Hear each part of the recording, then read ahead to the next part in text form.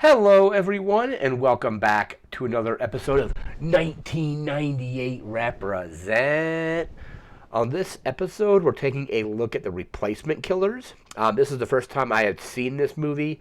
I was somewhat familiar with the plot just based on the trailers, and it's a fairly straightforward action movie. So you saw the trailers, but never saw it when it came out in theaters initially, and then never got around to renting it on VHS or DVD or anything like that. It's not on any of the streaming platforms that I subscribe to, so like Netflix or Paramount or anything like that. It is available on Amazon, but I ended up having to rent it for like a few bucks. Definitely worth the rental. It was a lot of fun. Like I said, the plot is fairly straightforward, but it's a pretty decent action movie overall. I have some quick notes, and we'll discuss like the plot and things like that throughout this video. But some notes about this. We just move this out of the way. So, Replacement Killers first released February 6, 1998. This is directed by Antoine Fuqua. This is his first or his feature film debut as a director. He would go on to direct stuff like Training Day and then like the Equalizer movies. That all Training Day has Denzel Washington, and all the Equalizer movies have Denzel Washington as well. But Training Day is an awesome movie. If you've seen that, I would highly recommend that as well. But this is his directorial debut. Chow Yun-fat, movie stars. Mostly Chow Yun-fat and Mira Sorvino are like the two leads. This is actually Chow Yun-fat's international film debut. I think up to this point, he was kind of only in stuff that was localized to like the Hong Kong like market. So he was in Hard Boiled, which is a John Woo movie, things like that. I think eventually those like got ported like over here with like subtitles or dubs or whatever you want to do. But this is the first movie that he was in that actually was an international film. So basically like first non Hong Kong film for him. Mira Sorvino also is the other lead in this, and kind of prior to this, she had won an Academy Award for The Mighty Aphrodite, which is a Woody Allen movie, and then was in, I think, one of my favorite roles of her a year prior to this in Romy and Michelle's High School Reunion, an amazing comedy. Probably in the next series I do after this, where we're just discussing the 90s, like general pop culture in the rest of that decade, I'll definitely be covering Romy and Michelle's High School Reunion because it's a classic. It's an amazing comedy movie, like kind of like a buddy comedy, kind of things like that. John Woo also was involved in this film.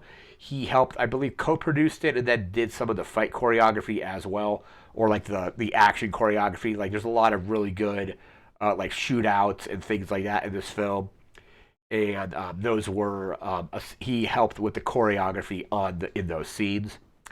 Cool thing about the music is I had read about this a while back, probably like when Metal Gear Solid 2 came out, because Harry Gregson-Williams did the score for this movie. And I think I remember reading somewhere when basically, I forget who the composer was for the original Metal Gear Solid, but Harry Gregson-Williams ended up coming on in Metal Gear Solid 2. He did Metal Gear Solid 2, Metal Gear Solid 3. I don't know if he did Metal Gear Solid 4, but he did the scores for at least 2 and 3. Possibly did the score for 4. I would have to look into that. But I believe Hideo Kojima had seen this movie and was really impressed with the score, and basically ended up reaching out to, or had Konami reach out to Harry Gregson-Williams to do the score for Metal Gear Solid 2, and then he was kept on for Metal Gear Solid 3. If you were to listen to just the score of this, it definitely feels like something out of a Metal Gear Solid game, even though this predates Metal Gear Solid, the first one and the second one, of course. But Harry Gregson-Williams also did the score for, I want to say, like the Lion and the Witch and the Wardrobe. Forget who directed that, but his music was in that. And I remember seeing that movie when it came out. Was it like 2005 or so? 2004? I don't remember when it came out. But there's a scene in the beginning of that movie, and just the sound of it definitely felt like it was from a Metal Gear Solid game. And of course, come the credits toward the end of the movie, it was like like music composed by Harry Gregson-Williams. So he's got a very kind of distinct style, but it fits very well here. It obviously fits the Metal Gear Solid games. And I think it was really cool because from what I did read, Kojima saw this movie and then ended up getting Harry Gregson-Williams to do the score for those other Metal Gear Solid games. So if you keep that in mind, if you're watching this movie and the score sounds like something out of Metal Gear Solid, because it's one of the main composers for some of the more, I don't say recent Metal Gear Solids, because I don't really know. Let me actually just pull that up and actually see Harry Gregson-Williams, this film, video game, yeah, that's all film, and television. Here we go for video games. He did Metal Gear Solid 2, Metal Gear Solid 3, Metal Gear Solid 4, Metal Gear Solid 5, and Grand Zeroes and The Phantom Pain. He composed some of it, but some looks like he was for 5. It was with another composer, Ludwig Forsell, who also did that for The Phantom Pain as well, because Phantom Pain and Ground Zeroes are basically the same game split up to different pieces. But the score of this is really good. It definitely sounds like something you see out of a Metal Gear Solid game.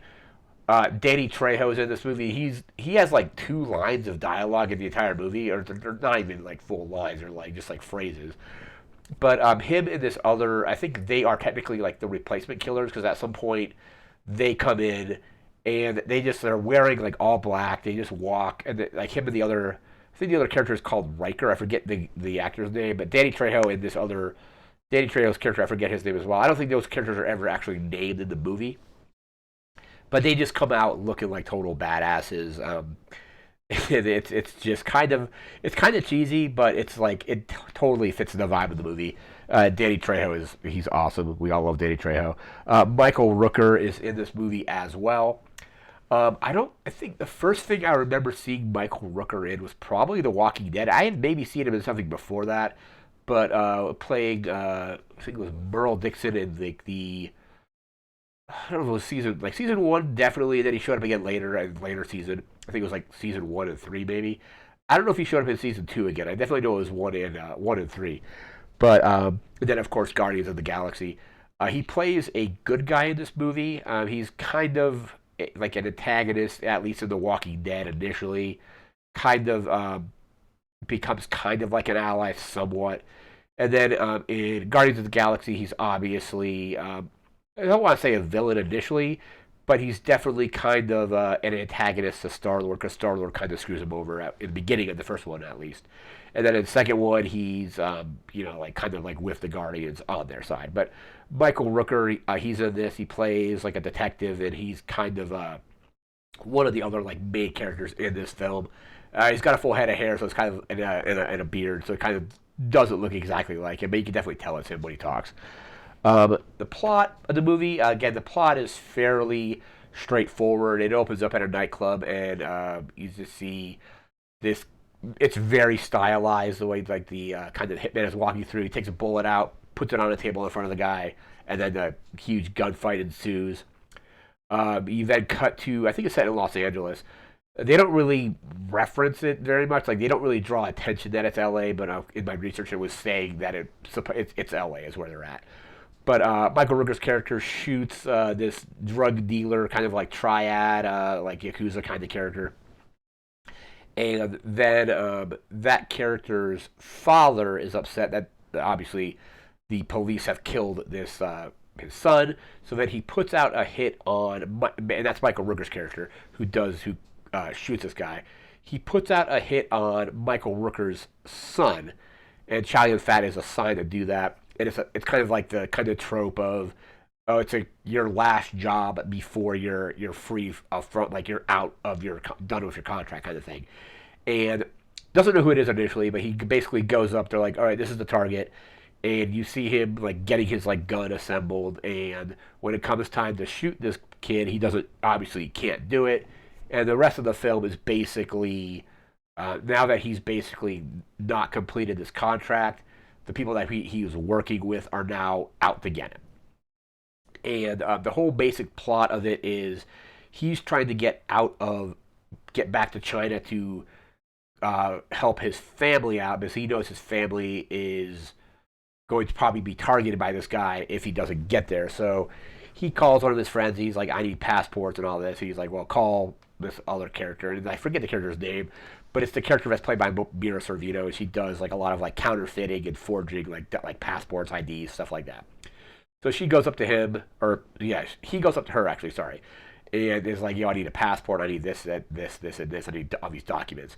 So she starts working on his documents, and then you see in her like security camera outside of her door, some other assassins have shown up, and then another gunfight ensues, and then she ends up kind of being kind of like an unwilling participant with this because now that they're after him, these people are essentially after her as well. One thing in the movie I didn't like was, and I know that this is just like a kind of like a really kind of like a weak plot point, but it's not really that important because it's an action movie and you're not really there for a great plot anyhow. So she ends up working with Chow Yun-fat's character, even though it doesn't really make a lot of sense that she would just suddenly want to be helping him. Like he fills her in on his backstory. That's kind of all it takes. But it's definitely a thing that kind of took me out of the movie for a second, where I'm like, okay, she really has nothing to gain by really working with him at this point. But anyway, like they escape. Like she ends up getting arrested by the police, and Michael Rooker's character is questioning her at one point, and then she ends up going back to her kind of like, I guess, like her apartment or wherever she does her like counterfeiting, and runs into Chow Yun-fat's character there, and they are trying to get out, and they end up driving into a car wash. I think the car wash is kind of where one of Chow Yun-fat's like contacts is working or is stationed, and that guy's already been rolled on at this point. And another gunfight ensues at this car wash. And at that point, I think like basically the guy who's putting the hit out on Chow Yun-fat's character is like, okay, well, these people are failing at getting this guy, so we're gonna bring in. It was Danny Trejo's character, and I think Riker is the character's name, but the name of the actor kind of escapes me. They get brought in as kind of like the elite hitmen, and then they also, one quick thing, Clifton Collins Jr. is in this. I think in this movie he's credited as Clifton Gonzalez. He's in a lot of great 90s stuff. He's in 187. He's also in the 2009 Star Trek movie. I think he played a character in Grand Theft Auto San Andreas as well, but he's really good. He's in this. He's got a small part. He's like a small time kind of like a criminal of some kind. But there's an arcade that they go to. There's a huge shootout in an arcade that features, like Danny Trejo and the other kind of assassin, Chow Yun-fat and Mira Sorvino. And it's just, basically, it's like the plot is there to basically bring you from shootout to shootout to shootout, essentially. So they go to this arcade looking for stuff, and then or looking for contact information from something, and there's a shootout there, so that goes down, and then they bring in somebody to basically try to take out Michael Rooker's son at this point. And basically, one of the final shootouts takes place at like a movie theater where Chow Yun-fat and Mira Sorvino go there to stop Michael Rooker's son from getting shot. They do. They prevent that. There's another huge shootout there. And then the main villain, there's another major shootout in like an alley, like at the end of the movie, where basically, and then at the end, Chow Yun-fat gets his documentation, goes back to China to rescue his family, and then Mira Sorvino character is just like, so they kind of go their separate ways. Like I said earlier in the video, it's one weird plot point where she's so willing to work with him, even though the benefit that she gets very little benefit from doing it. But like I said earlier, it's just kind of a minor plot point where you're focused mostly on the action, mostly on the shootouts, and the shootouts in this movie are really good.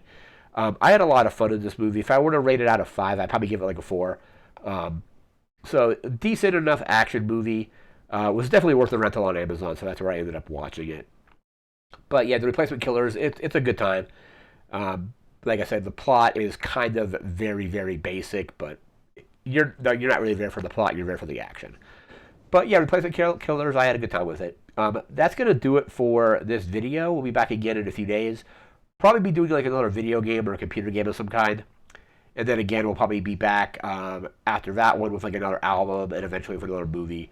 And we're going to do this until the end of the year, and then we'll pivot the series to just general 90s pop culture, covering the remaining 9 years of the decade. We'll probably be covering some 1998 stuff in that other series as well, but it'll be less extensive than this one. But again, that's going to do it for now. So remember to like, comment, share, subscribe. We'll see you again next time. Thank you again for watching. Take care and have a good one. See ya.